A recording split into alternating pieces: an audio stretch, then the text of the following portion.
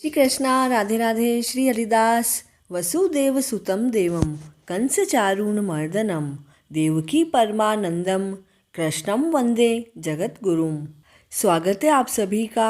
आज के इस अध्याय में हम कार्तिक मास के व्रत के उद्यापन की विधि का श्रवण करेंगे। वैसे तो हम सभी जानते हैं कि किसी भी व्रत को करने के पश्चात उसका उद्यापन करना आवश्यक होता है। वैसे ही कार्तिक मास का सेवन करने के बाद व्रत करने वाले को कार्तिक शुक्ला चतुर्दशी को उद्यापन करना चाहिए। व्रत करने वाले को चाहिए कि वह तुलसी जी के ऊपर 4 द्वारों का एक सुंदर मंडप बनाए। उस मंडप के चारों द्वारों पर तोरण तथा बंदरवार बांधकर फूल और चंवर से उसे सजाए। इन चारों द्वारों पर भगवान विष्णु के प्रिय पार्षद जय और विजय की मिट्टी की प्रतिमा को स्थापित करें। तुलसी जी के पास 4 रंगों से विभूषित सर्वोत्र भद्र नामक चक्र बनाएं। उस चक्र के ऊपर पंचरत्न और नारियल रखकर एक सुंदर कलश विष्णु की चतुर्भुजी प्रतिमा लक्ष्मी जी के साथ स्थापित करें। द्वादशी को भगवान शयन से उठे, त्रयोदशी को देवताओं ने उनके दर्शन किए और चतुर्दशी को उनका पूजन किया।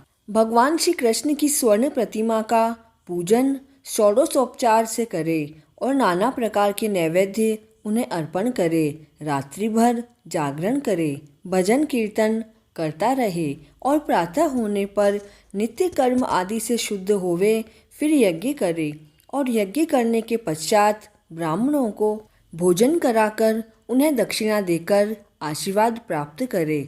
जो इस तरह चतुर्दशी को उपवास करके इस क्रिया को करता है वह वैकुंठ धाम को पाता है। इसे वैकुंठ चतुर्दशी उपवास भी कहा जाता है। इसके माहात्म्य को समर्थ देवता और सहस्त्र मुख वाले शेष जी भी वर्णन नहीं कर सकते। जो भक्ति भावना में गायन और नृत्य करते हैं वह सहज ही 1000 गाय दान करने के फल को प्राप्त करते हैं। जो प्राणी भगवान के सम्मुख भजन कीर्तन करते हुए रात्रि जागरण करते हैं और भगवान श्री हरि की पुण्य कथाओं को पढ़कर सुनाते हैं, वे अत्यंत ही पुण्य के अधिकारी होते हैं। उनका पुण्य कोटि तीर्थ के समान बढ़ता रहता है। पूर्णमासी के दिन हो सके तो 30 ब्राह्मण दंपतियों को, और अगर इतना सामर्थ्य नहीं है तो एक ब्राह्मण दंपति को निमंत्रण दे। पूर्णमासी के दिन भगवान विष्णु ने मत्स्य अवतार धारण किया था, अतः भगवान को प्रसन्न करने के लिए उस ब्राह्मण दंपति को खीर का भोजन कराएं।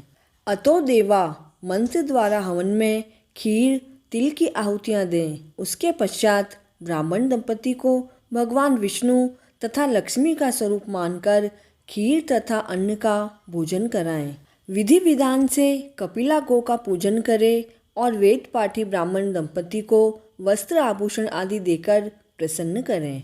हाथ जोड़कर ब्राह्मण दंपति से कहे, हे ब्राह्मण देव, आप मुझसे प्रसन्न हो।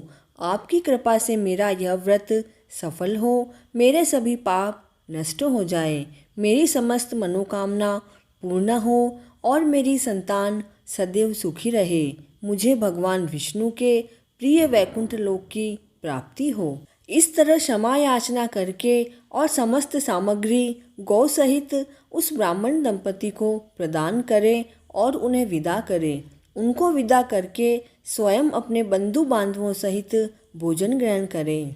हे राजन, जो प्राणी इस प्रकार कार्तिक मास की उपासना करता है वह समस्त सुखों का इस लोक में भोग करता है और अंत में वैकुंठ लोक को जाता है।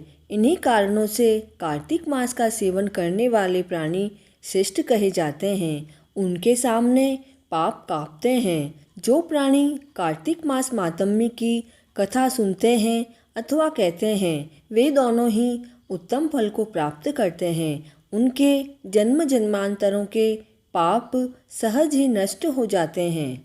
कार्तिक मास मातम्य का 8वां अध्याय पूर्ण हुआ। जय श्री कृष्णा।